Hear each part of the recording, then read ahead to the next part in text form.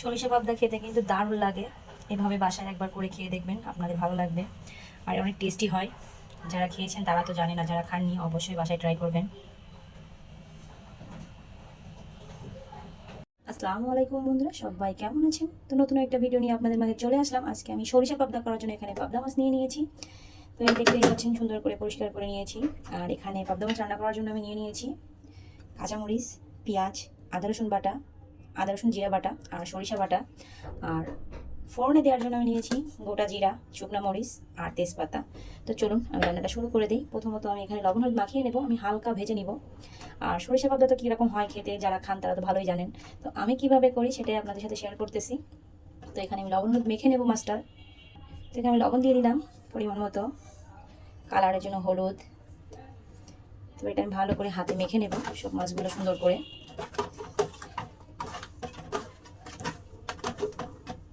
সব মাছগুলো আমি লবণ হলুদ মেখে নিয়েছি। এবার আমি চুলাতে কড়াইটা বসিয়ে দেবো। কড়াইটা বসিয়ে দিয়েছি। চুলায় আমি কড়াই বসিয়ে দিয়েছি, এবার চুলাটা ধরিয়ে দেবো। কড়াইটা গরম হয়ে গেছে, তেল দিয়ে দেবো।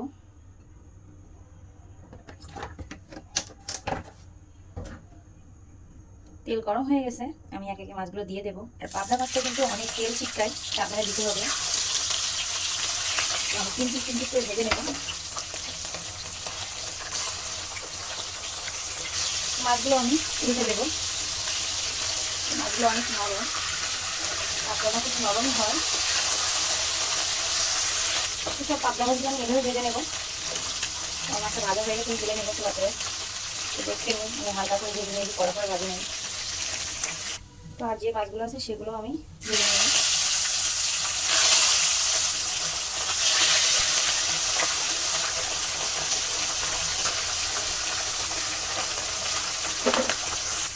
কাছ থেকে দেখেন মাছের তুলে এরকম করে ভেজে নিয়েছি, আমি মাছগুলো এরকম করে ভেজে নিয়েছি।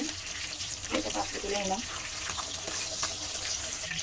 দেখুন বন্ধুরা, আমার সব মাছগুলো ভাজা হয়ে গেছে। আর এবার আমি একে একে শুকনো মরিচ, এটা তেজপাতা আর গোটা জিরা দিয়ে দিলাম।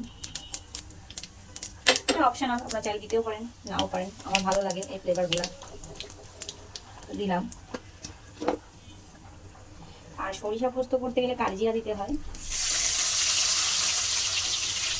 তো আজকে কালিজিরা বাসায় নাই, এজন্য দিতে পারিনি। পাবদা মাছ রান্না করে সরিষা আর কালিজিরা দিলে খেতে ভালো লাগে। আর ওর গন্ধটা যে এত সুন্দর আসে কি বলবো। পেঁয়াজটা আমি একটু বাদামি করে ভেজে নেব। আর এইভাবে রান্না করলে আমার বাসায় সবাই খুব পছন্দ করে। তো আপনারা একবার বাসায় এইভাবে ট্রাই করবেন, আপনাদেরও ভালো লাগবে। পেঁয়াজটা লাল লাল করে ভেজে এখানে আমি আদা রসুনের পেস্টটা দিয়ে দিলাম। আর যে সরিষাটা ভেজেছিলাম সেটাও দিয়ে দিলাম। সামান্য পানি দিয়ে দেবো, মশলাটা যেন পুড়ে না যায় তার জন্য। মশলা থেকে তেল ছেড়ে দিলে আমি এক এক মশলাগুলো দিব। স্বাদ মতো লবণ দিলাম, পরিমাণ মতো হলুদ,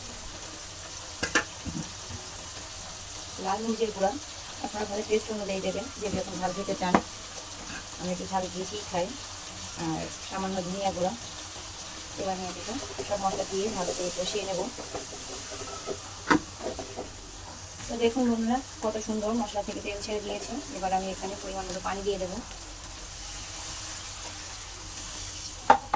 কেন মাছটা আমি আগে থেকে ভেজে নিয়েছিলাম, আর পাবদা মাছটা অনেক নরম হয়, বেশি জাল দেওয়া লাগবে না। এটা ফুটে উঠলে আমি মাছগুলো দিয়ে দেবো ভিতরে। তো খুব সুন্দর করে ঝোলটা ফুটে উঠেছে, আমি মাছগুলো এবার এক একে দিয়ে দেবো ভিতরে। সব মাছগুলো আমি দিয়ে দেবো এখানে। আর এই মাছটা দিয়ে বেশি নাড়াচাড়া করা যাবে না, কেননা ভেঙে যাওয়ার চান্স থাকে বেশি। আর যারা পাবদা মাছ খান তারা তো জানেন পাবদা মাছটা কতটা নরম হয়।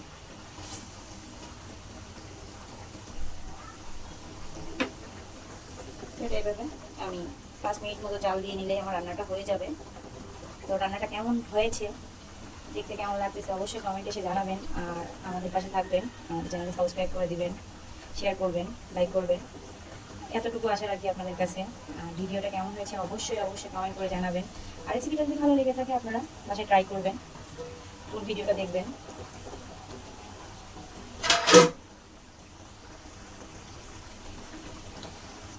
নামানোর আগে এখানে আমি 4-5টা কাঁচামরিচ ফালি করে দিয়ে দিয়েছি।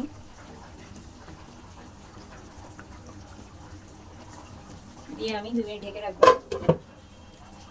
তো দেখুন বন্ধুরা, রান্নাটা হয়ে গেছে, কি সুন্দর তেল ছেড়ে দিয়েছে চারিপাশে। তো আমার রান্নাটা কমপ্লিট।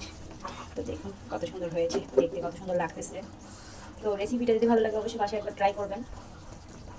নামানোর আগে আমি সামান্য ভাজা জিরার গুঁড়া দিয়ে নামিয়ে নিব। তো এখানে যে আমি বাসায় ভেজে রেখেছিলাম সেটাই দিলাম, অল্প দিয়ে দিলাম। এবার এটা আমি একটা পাত্রে নামিয়ে নিব। এটা আমি একটা ডিশে নামিয়ে আপনাদেরকে দেখাচ্ছি কেমন হয়েছে। দেখুন কত সুন্দর হয়েছে।